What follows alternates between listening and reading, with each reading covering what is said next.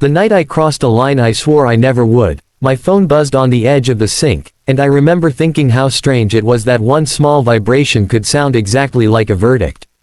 I stared at the screen, heart racing, because for weeks I had been living with a single poisonous thought: he's cheating on me.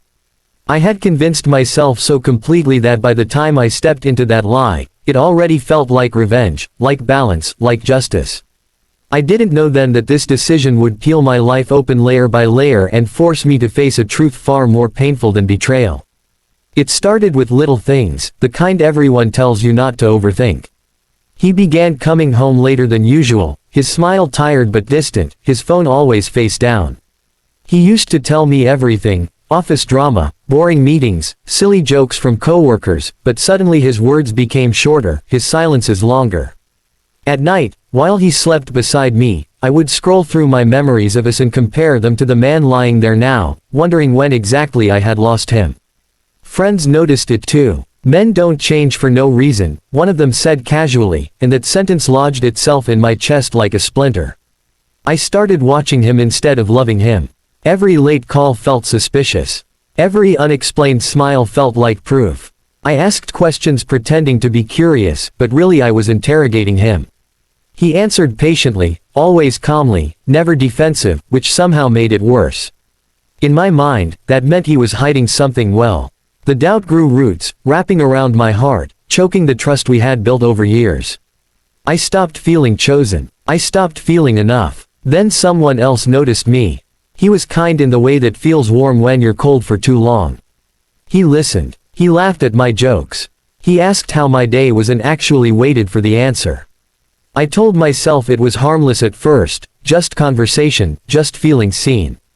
But loneliness is persuasive, and when you feed it attention, it starts to whisper dangerous ideas. If he's cheating, why shouldn't you?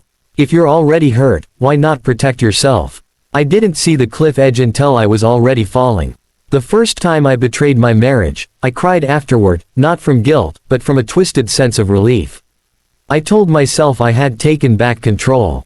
I told myself I was no longer the foolish wife waiting at home while her husband lived a secret life.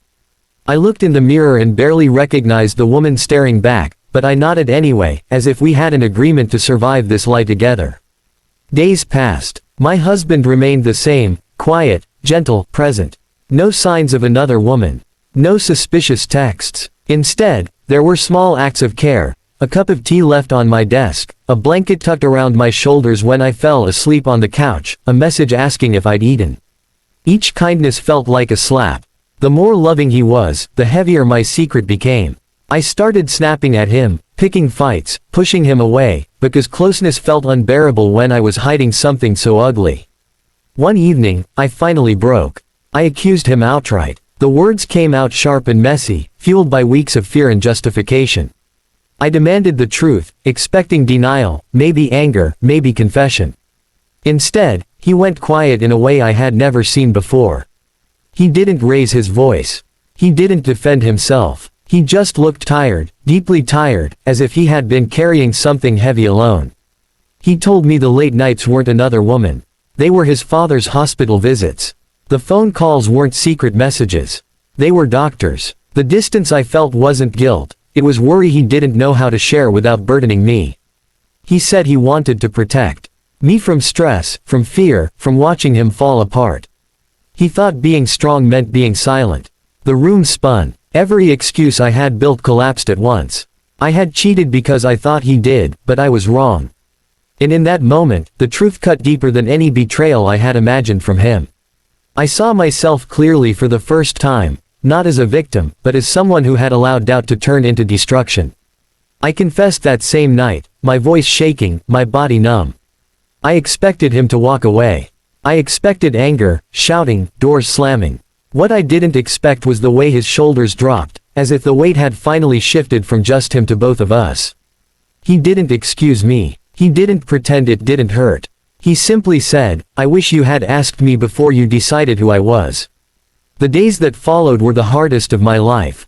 Trust doesn't rebuild with apologies alone.